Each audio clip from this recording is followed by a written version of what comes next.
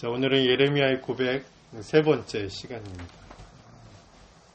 자, 오늘이 이제 우리 마지막으로 살펴보는 예레미야의 고백인데, 지난 주일 저녁 이제 지방의 모임 후에 목사님들과 차를 마시면서 목회에 대한 여러 가지 내용들을 좀 나누게 됐고, 또 여러 가지 고민들을 함께 잠깐 나누는 그런 시간들이 있었습니다. 이런저런 이야기를 나누다 보니까 목사님들이 가지고 있는 고민들이 크게 다르지 않구나라는 생각이 들었습니다. 그러니까 특히 개척교회나 또 작은 교회 목회를 하고 있는 목사님들의 고민들이 대부분 비슷하다라는 생각이 들었죠. 그리고 그 중에 이제 목회자로서의 부르심에 대한 고민도 일정 부분 비슷한 부분이 좀 많았던 것 같아요.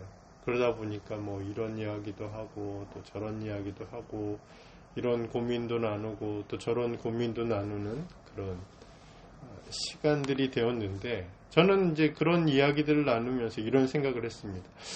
하나님의 부르심에 대한 고민들을 갖고 또 하나님 앞에 탄식하는 기도를 드리는 것이 과연 믿음이 있고 없고의 문제인가, 아니면 기도를 많이 하고 적게 하고의 문제인가 라는 생각을 했습니다. 우리 여기 계신 분들은 어떻게 생각하시죠? 과연 믿음이 있으면 탄식하거나 의심하거나 원망하거나 이런 것들이 없고, 믿음이 없으니까 그런 이야기들을 한다라고 생각하십니까? 아니면 기도를 많이 하면 우리의 의심, 물론 이제 그런 경우들이 약간 줄어들 수 있겠지만, 기도를 많이 안 하니까 의심하게 되고 염려하게 되고 걱정하게 되고 또 그런 고민들을 하나님 앞에 쏟아놓는 것은 아닌가라고 생각하고 있습니다. 즉, 우리가 다시 이제 질문을 하자면, 하나님의 부르심에 대해 의심을 한다면, 그리고 하나님의 선택에 대해서 탄식하고, 이런 행위들이 과연 믿음으로 이야기할 수 있는 문제인가, 아니면 기도로 우리가 이게 평가할 수 있는 문제인가 생각해 볼 필요가 있습니다. 성경을 보면 하나님의 부르심을 받은 사람들이나 하나님의 선택을 받은 사람들이 자신의 부르심이나 하나님의 선택에 대해 다양한 반응들이 기록되어 있습니다. 그 중에 어떤 이들은 어떤 상황과 환경에서도 끝까지 자신들을 부르신 하나님의 부르심, 선택에 대해서 감사하고 감사하는 그런 모습들을 볼 수가 있고, 어떤 분들은 하나님이 자신을 선택하신 거에 대해서, 하나님이 자신을 부르신 거에 대해서, 그리고 하나님이 자신에게 주신 사명들에 대해서 고민하고 또 슬퍼하고 탄식을 쏟아놓고 때때로 하나님을 원망하는 그런 부분들도 우리는 찾아볼 수 있습니다. 이들에 대해서 하나님은 그것이 그들의 믿음이 있고 없고 라고 여기고 계시든지, 그들이 기도를 하고 안 하고, 기도를 많이 하고 적게 하고 라고 평가하시는지 그렇지 않은지를 우리가 생각해 볼 필요가 있습니다. 그러니까 하나님의 선택과 부르심에 대한 이들의 모습들에 대해서 하나님의 평가가 중요하잖아요. 사람들의 평가가 아니라, 나의 평가가 아니라 하나님의 평가가 중요한데, 종종 우리는 하나님 앞에서 우리의 탄식, 그리고 우리의 의심, 또 우리의 부정적인 고백들에 대해서 스스로 평가하기를, 내가 믿음이 없으니까 그런 거구나, 내가 기도를 많이 하지 않았기 때문에 스스로를 이렇게 평가하고 정죄한다는 사실이죠. 물론 어느 정도는 스스로 점검할 필요가 있죠. 내가 믿음의 수준이 어떤 수준인지, 나의 기도의 분량이 얼만큼 쌓여 있는지, 내가 하나님 앞에 어떻게 살아가고 있는지를 스스로 점검하고, 또 그 점검한 가운데 부족한 부분들이 있으면 스스로를 질책하고, 또 스스로를 어쩔 때는 다그칠 때가 필요할 때가 있죠.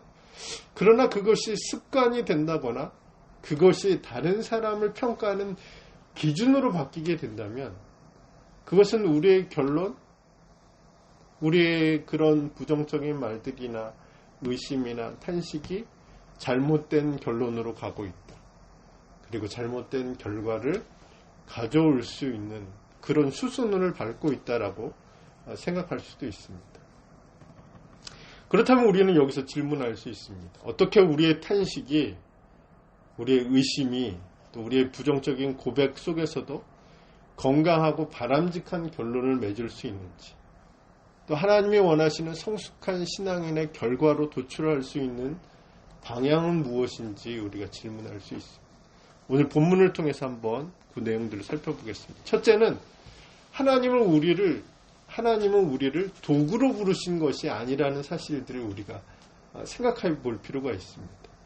오늘 20장 7절의 말씀을 우리가 함께 읽었는데 7절의 말씀을 보면 예레미야는 하나님이 자신을 권유하심으로 그 권유를 받았다라고 고백하고 있는데 원어상에서는 하나님이 자신을 유혹하셔서 자신이 속았다라고 기록되어 있습니다. 아마 번역자가 하나님께 대한 경건하지 못한 단어들을 사용함으로 인해서 그 의미를 약간 희석하는 의미가 있었긴 했는데 우리는 이 구절에서 어떻게 선지자가 이런 말을 할 수 있냐. 하나님 나를 속였다는 거죠. 하나님 나를 유혹하시고 하나님 나를 속였다는 거죠. 그러니까 예언자잖아요. 예레미야는 특별한 하나님의 부르심을 받은 사람인데 어떻게 선지자가 이런 말도 안 되는 믿음 없는 말을, 경건하지 못하는 말을 내뱉을 수 있을까 생각할 수도 있지만 우리는 이 구절에서 하나님의 부르심과 선택에 대해서 다시 한번 생각해 볼 수가 있습니다. 그것은 예레미야의 이런 발언이나 그에 대한 하나님의 응답은 하나님의 예레미야를 그저 단순한 도구로 어떤 기능으로 사용하기 위해서 부르신 것이 아니라는 사실들을 엿볼 수가 있습니다. 만약 하나님이 예레미야를 도구로만 여기시고 어떤 기능적인 역할로만 예레미야를 부르셨다면, 선택하시고 부르셨다면 예레미야가 대답할 수 있는 것은 예스밖에 없죠. 만약 예스에서 벗어난 답들은, 예스에서 벗어난 고백들은 어떻게 될까요? 하나님이 예레미야를 버려도 된다는 얘기죠. 그러나 하나님은 예레미야를 버리지 않으셨어요.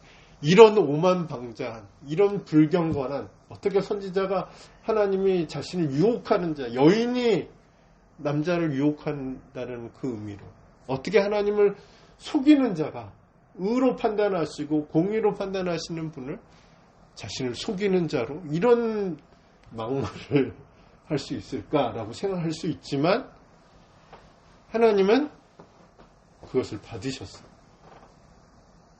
예레미야를 버리지도 않으시고 예레미야의 탄식이나 저주나 의심이나 경건하지 못한 모든 말들을 내뱉어도 그것을 믿음이 없다라고 말씀하시거나 기도가 부족하다라고 평가하지 않으시고 책망하지 않으시고 예레미야의 고백에 대해서 응답하셨습니다.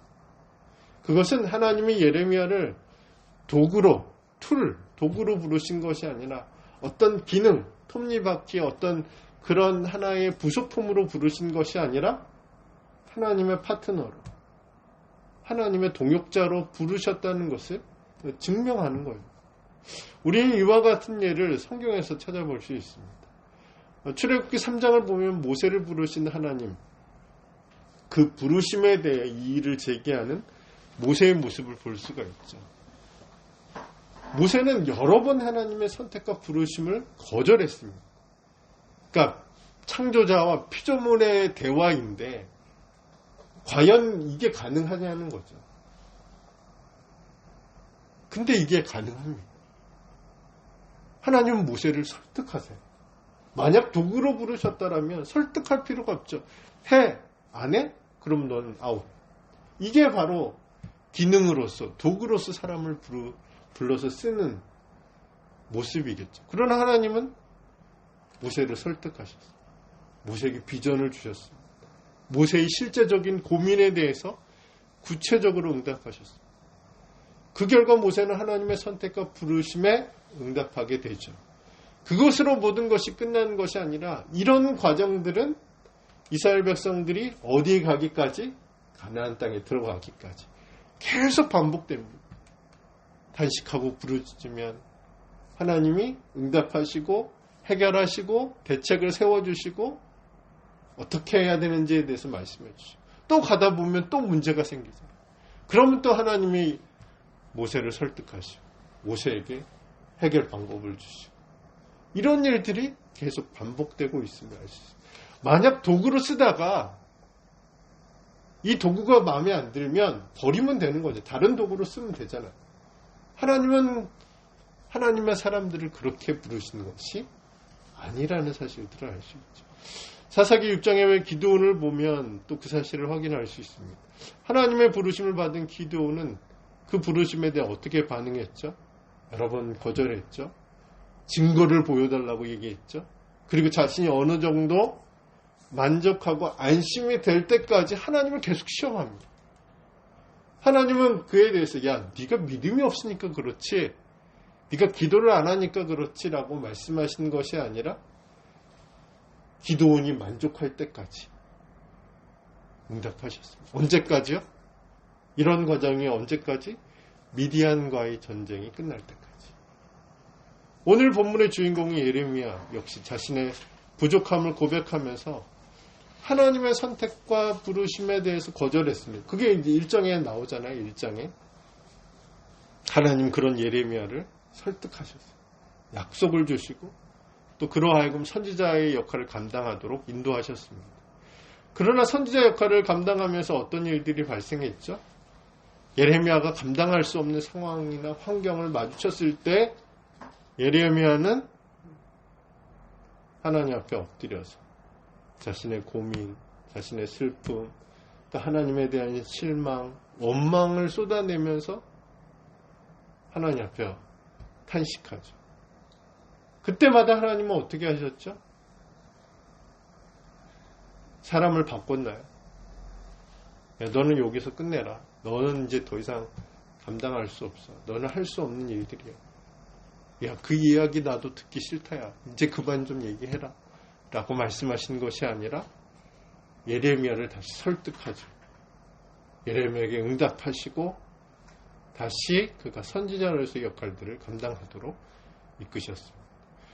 우리가 이런 사례들을 통해서 확인할 수 있는 것은 무엇일까요? 우리가 확인할 수 있는 것은 하나님의 선택과 부르심을 받은 자들은 어떤 역할을 감당하는 도구로 선택되거나 부름을 받은 것이 아니라는 겁니다. 오늘 본문 말씀처럼 우리가 함께 읽은 본문의 예레미야의 탄식, 예레미야의 의심, 예레미야의 절망, 또 자신을 왜 태어나게 하셨는지 결과적으로 이렇게 따져보면 결국 하나님의 책임이라는 거잖아요. 자신이 태어나고 싶어 태어난 것도 아닙니다. 그런 이야기들을 들으면서 하나님이 어떻게 하셨죠? 너 아웃이라고 하지 않으셨다는 거죠. 다시 예레미야에게 약속을 주시죠. 말씀하시고 응답하시는 사건들을 볼 수 있습니다. 그러므로 우리가 이 본문의 말씀을 통해서 기억해야 하는 것은 하나님이 어떤 사람을 선택하고 부르실 때는 도구로 부르시는 것도 아니고 일로 부르시는 것도 아니고 인격적인 관계로 부르신다는 거죠.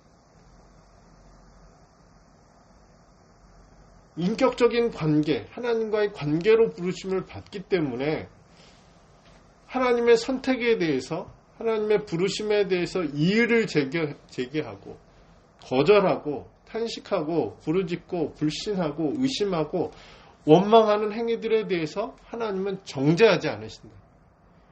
그것을 그대로 수용하시고 그에 대한 해결책을 제시하시고 그로하여금 다시 그 자리에서 그 역할들을 감당하도록 이끄신다는 사실들을 알 수 있습니다. 우리는 어떻게 우리의 탄식, 우리의 의심, 또 우리의 부정적인 고백들을 건강하고 바람직한 결과와 결론으로 이끌어갈 수 있을까요? 그 첫 번째는 올바른 지식을 갖는 거죠. 어떤 지식이냐면 하나님이 우리를 하나님의 동역자로 부르셨다. 하나님의 파트너로 부르셨다. 하나님과의 관계로 부르셨다는 사실들을 알고 있는 지식입니다.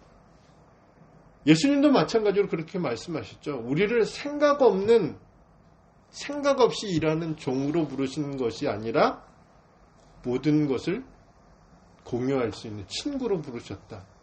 친구로 여기신다라고 말씀하셨습니다. 그러니까 창조주와 피조물이 친구가 된다. 이게 놀라운 사건이잖아요. 그런데 하나님은 그렇게 우리를 부르셨다.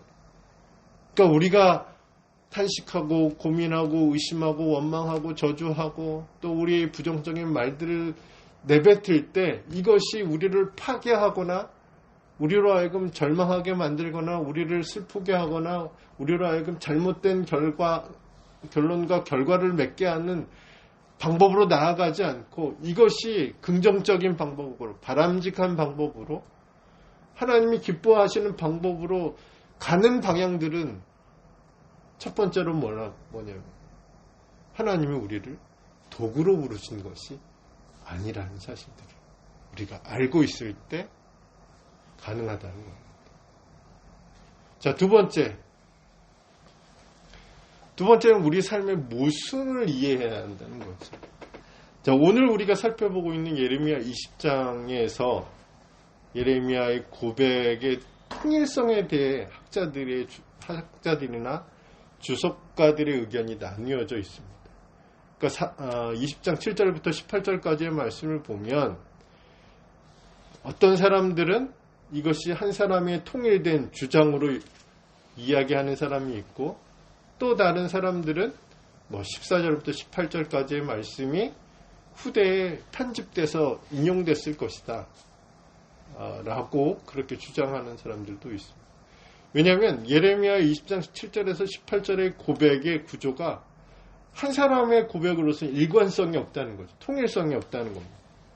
즉 예레미야의 고백이 탄식으로 시작했다가 다시 신뢰와 믿음의 고백으로 이어지고 또다시 절망으로 맺는 이 구조에 대해서 의견이 나뉘어지고 있는 것입니다. 그렇다면 우리는 예레미야 이 고백을 어떻게 이해해야 할까요? 7절부터 10절까지의 탄식, 11절부터 13절까지 신뢰와 찬양, 그리고 14절에서부터 18절까지의 저주와 절망에 대해서 어떻게 해석할 수 있을까요? 저는 이러한 통일되지 않는 일관성이 없는 예레미야의 고백이 오늘 우리의 고백과 일치한다고 생각합니다. 그것은 우리가 가진 모순에서 비롯되기 때문인데 어떤 모순이냐면 인생이 가진 연약함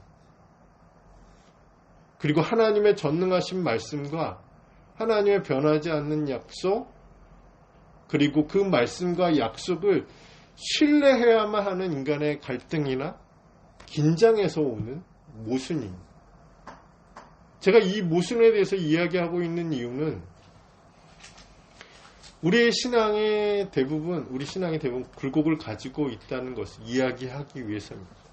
그러니까 특히 하나님의 말씀의 절대성이잖아요. 믿을 수 없는 것이 아니죠. 믿어야 되는데 우리의 상황 속에 믿을 수가 없는 거예요. 예레미야가 지금 그런 상황이잖아요. 그래서 저주하고 탄식했다가 다시 하나님 말씀을 그래 믿어야지 했다가 다시 또 상황으로 돌아와 보니까 도저히 믿을 수가 없는 거예요. 그러니까 믿어야 되는데 믿어지지가 않는 거예요. 그러니까 하나님의 말씀은 의심될 수 없는 건데 나는 자꾸 의심하는 거예요. 그러니까 찬양했다가 어떻게 해요? 슬퍼하고 또 하나님을 온전히 믿겠다고 고백했다가 또 다시 절망하고 이게 반복된다는 것을 의미하는 거예요. 그러니까 하나님의 말씀의 절대성을 받아들여야 하는 인간의 연약함, 인간의 한계, 인간의 모순에서 오는 긴장관계가 이런 굴곡을 만들 수밖에 없다는 거죠. 웃다가 울 수도 있고 기뻤다가 슬플 수도 있고 희망을 노래했다가 어느 한순간 절망과 저주의 탄식을 할 수밖에 없는 이런 모습들이 하나님의 말씀의 절대성을 믿어야 되는 인간이 가진 모순이라는 것을. 그렇기 때문에 우리 신앙에 굴곡이 있는 거예요. 우리는 굴곡 없이 계단을 밟아가는 것처럼 한 단계 한 단계 한 단계 이렇게 신앙의 성장이 이루어지기를 원하지만 올라가면 올라갈수록 어떤 일들이 발생하냐면 이 절대적인 하나님의 말씀 내가 믿을 수 있는 하나님의 말씀 내가 믿어야 되는데 현실은 믿을 수 있는 현실이 아니에요. 환경이 안 돼. 상황이 안 되는 거예요. 그러니까 예레미야의 이런 모습들이 통일성이 부족하다, 일관성이 없다라는 것이 아니라 우리의 삶에 굴곡이 있다. 우리가 가진 연약함에서 오는 그런 모순들이 있다라는 거죠. 그렇다면 우리는 해답을 얻을 수 있죠. 어떤 해답이냐면 우리의 절망, 그리고 우리의 의심, 우리의 탄식, 또 우리의 부정적인 말들이 우리를 파괴하는 것으로 끝나지 않고 창조적인 역할을 감당하려면 우리의 연약함을 고백할 수밖에 없는 거죠. 우리의 부족함을 인식하고 그 부족함을 이해하고 있을 때, 아, 내가 이 단계에서 이런 거구나. 다시 올라갈 때가 있겠구나. 또 이런 상황에서는, 아, 내가 지금 이런 상황에 빠졌구나. 그러면 다음 단계는 이런 게 예상을 할 수가 있잖아요. 그런데 우리 신앙이 만약 일직선이라고 생각한다면 날마다 문제가 생길 수밖에 없죠. 신앙은 일직선인데 왜 나는 떨어지지? 나는 왜 저 밑으로 떨어졌을까? 나는 왜 바닥에서 헤엄치고 있지? 그런 고민들로, 그런 염려들로 가득 찰 수밖에 없어요. 이거는 누구나 갖고 있는 거라는 거죠. 삶의 모순들. 하나님의 절대적인 말씀을 믿어야 하지만 믿을 수 없는 우리의 그런 연약함에서 오는 것은 선지자에게도 있다는 거죠. 그러므로 우리가 이런 지식을 갖고 있을 때, 아, 내가 지금 이런 상황이지만 다시 올라갈 때가 있겠구나. 다시 회복될 때가 있겠구나. 이런 일들이 나에게만 일어나는 일들이 아니라 모든 믿음의 사람들의 삶 속에서 이루어지고 있는 일들이구나라는 사실들을 우리가 알 수 있습니다. 자, 세 번째, 우리의 탄식, 우리의 의심, 그리고 우리의 부정적인 고백들이 바람직한 결론과 결과를 만드는 방법, 세 번째는 가장 중요한 것을 붙드는 겁니다. 우리에게 가장 중요한 것은 무엇일까요? 여러분에게 가장 중요한 것은 무엇입니까? 질문을 바꿔서 생각해 본다면, 만약 예레미야와 같은 현실 속에서 살아가고 있다면 어떤 것이 가장 중요하게 될까요? 예레미야와 같이 하나님께 탄식하고 부르짖고 또 원망의 목소리들이 가득할 때 우리는 어떤 것들을 붙잡아야 할까요? 선지자로서의 예레미야의 삶을 보면 다른 선지자들처럼 어떤 기적을 행하지는 않았어요. 그리고 그의 인생에 어떤 기적적인 일들이 나타나지도 않았습니다. 분명 그 시대는 하나님의 기적이 나타나야 하는 시대이고 하나님의 특별한 일들이 엘리야나 엘리사나 그 밖에 다른 어떤 선지자들처럼 그런 특별한 일들이 일어나야 하는 상황이었지만 예레미야에게 주어진 것은 오직 한 가지였어요. 그것은 하나님의 말씀입니다. 근데 이 말씀이 예레미야를 괴롭게 하죠. 외톨이가 되게 하고 원수가 되게 하고 비웃음거리가 되게 하고 박해를 받는 원인이 됩니다. 그래서 예레미야는 하나님께 더 이상 하나님의 이름으로 다시 말하지 않을 것이라고 마음 먹습니다. 그런데 이런 다짐은 곧 번복되죠. 왜냐하면 하나님의 말씀이 그의 안에서 타오르는 불이 되고 하나님의 말씀이 뼈속에서 너무 가득 차서 견딜 수가 없는 상황이 됩니다. 우리는 이 구절에서 예레미야가 아무리 자신의 부르심에 대해서 의심하고 거절해도 그리고 하나님 앞에서 부정적인 고백을 해도 하나님의 말씀이 그로 하여금 다시 부르심을 받은 자리로, 보냄을 받은 자리로, 회복의 자리로 되돌아가게 만드는 다는 사실들을 알 수 있습니다. 즉 우리 안에 있는 말씀이, 우리 안에 있는 하나님의 말씀이 우리의 의심이나 우리의 탄식이나 우리의 부정적인 고백들을 압도할 뿐만 아니라 우리 안에서 불이 되고 우리의 뼈들에 가득 차서 다시 하나님을 바라보도록, 다시 하나님을 신뢰하도록, 다시 기도하도록, 우리가 있어야 할 자리로 하나님을 예배하고 찬양하는 자리로 이끄신다는 것을 우리 예레미야의 모습을 통해서 알 수 있습니다. 바로 그 증거가 10절에서 13절에 등장합니다. 우리 10절에서 13절 같이 한번 읽겠습니다. 시작. 나는 무리의 비방과 사방이 두려워함을 들었나이다. 그들이 이르기를 고소하라. 우리도 고소하리라 하오며 내 친한 벗도 다 내가 실족하기를 기다리며 그가 혹시 유혹을 받게 되면 우리가 그를 이기어 우리를 원수를 갚자 하나이다. 그러하오나 여호와는 두려운 용사 같으시며 나와 함께 하심으로 나를 박해하는 자들이 넘어지고 이기지 못할 것이오며 그들은 지혜롭게 행하지 못함으로 큰 치욕을 당하오리니 그 치욕은 길이 잊지 못할 것이니이다.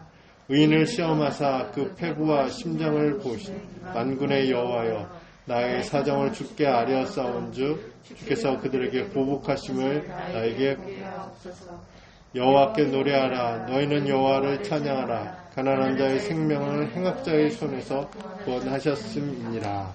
아멘. 자, 10절에 13절의 말씀을 보면 예레미야의 상황이 그렇게 달라지지 않았다는 사실들을 10절의 말씀에서 알 수 있습니다. 그런데 예레미야의 고백이 달라졌어요. 예레미야는 하나님이 자신을 변호해 주실 뿐만 아니라 자신의 대적들에게 복수하실 것이라는 확신이 생겼습니다. 또한 예레미야는 자신의 대적들보다 하나님이 강하심으로 자신이 구원받게 될 것이라는 확신이 생겼습니다. 예레미야의 이 확신 어디에서 시작되었을까요? 예레미야의 이 확신은 어디에서부터 출발했을까요? 하나님의 말씀입니다. 하나님의 말씀이 예레미야의 의지와 생각과 감정을 압도한 겁니다.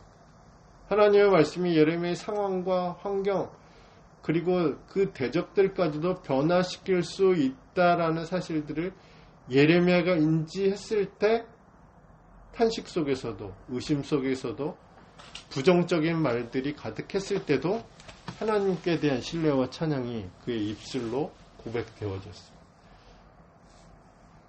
그러니까 예레미야 안에 있는 하나님의 말씀, 그 말씀이 예레미야를 괴롭게 하기, 예레미야의 사명을 감당하기 위해서 괴로움을 주기도 했지만 결과적으로 그 말씀을 통해서 다시 회복되고 다시 하나님을 신뢰하고 다시 하나님을 찬양하는 입술이 되었다는 사실들을 우리는 본문을 통해서 알 수 있습니다.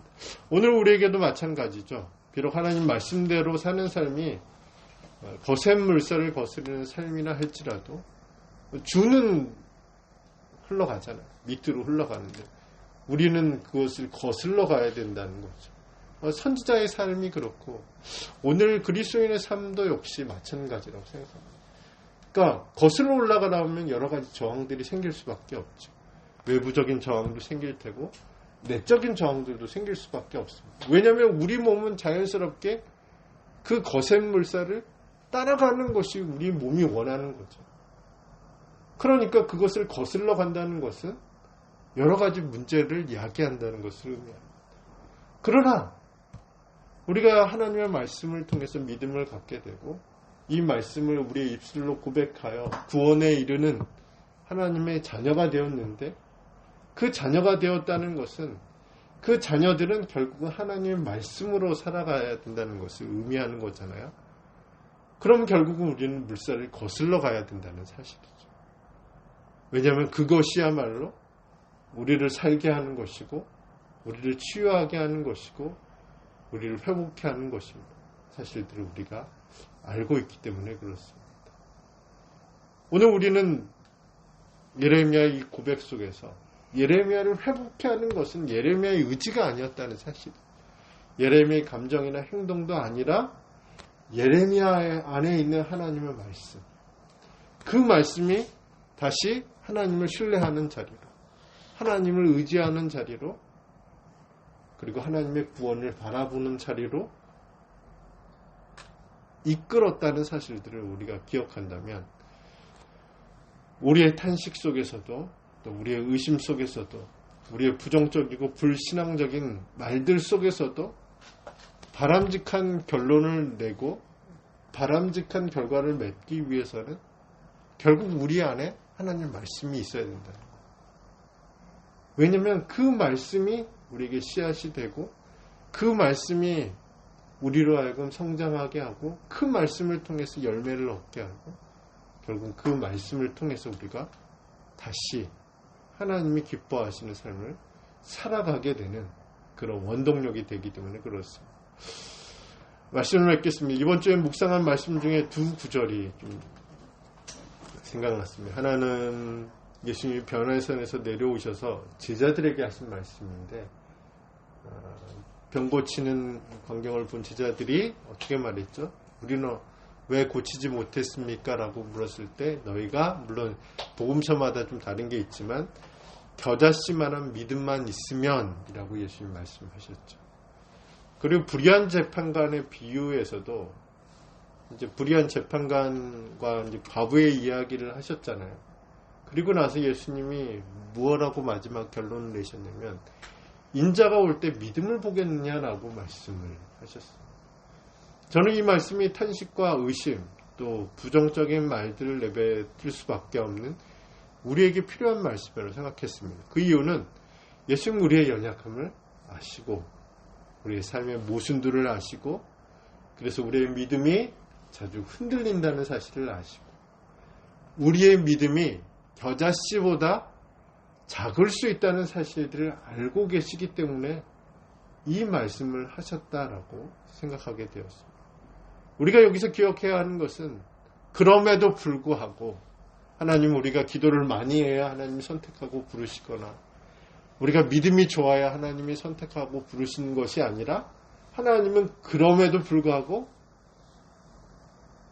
우리를 선택하시고 우리를 부르셔서 하나님의 동역자로 하나님의 파트너로 삼으신다는 겁니다. 예수님도 마찬가지로 그렇습니다. 예수님도 그럼에도 불구하고 우리가 겨자씨만한 믿음이 없는 상태라는 사실들을 알고 있음에도 불구하고 인자가 올 때 믿음을 보겠느냐라고 말씀하시면서 믿음 없는 이 세대에 대해서 질책하시는 이 예수님의 말씀 속에서 주님은 그럼에도 불구하고 우리를 예수님의 친구로 삼으셨다는 것. 우리가 이 믿음을 가지고 있다면 때때로 우리가 원망할 수 있죠. 탄식할 수 있죠. 하나님께 대해서 실망할 수도 있죠. 그리고 지금의 이 상황들이 좀 납득되지 않는 그런 시간들일 수도 있지만 우리가 오늘 함께 나누었던 말씀처럼 우리 안에 있는 하나님의 말씀 그리고 내가 가지고 있는 어떤 삶의 모순들에 대한 이해 또 하나님이 우리를 친구로 부르시고 예수님이 우리를 친구로 부르시고 하나님 우리를 하나님의 일꾼으로 하나님의 동역자로 파트너로 부르셨다는 사실도 우리가 인지하고 있을 때 이런 상황 속에서 다시 우리가 회복될 수 있는 그런 은혜가 있고 발판이 될 수 있다는 사실들을 기억하는 저와 여러분이 되기를 축복합니다.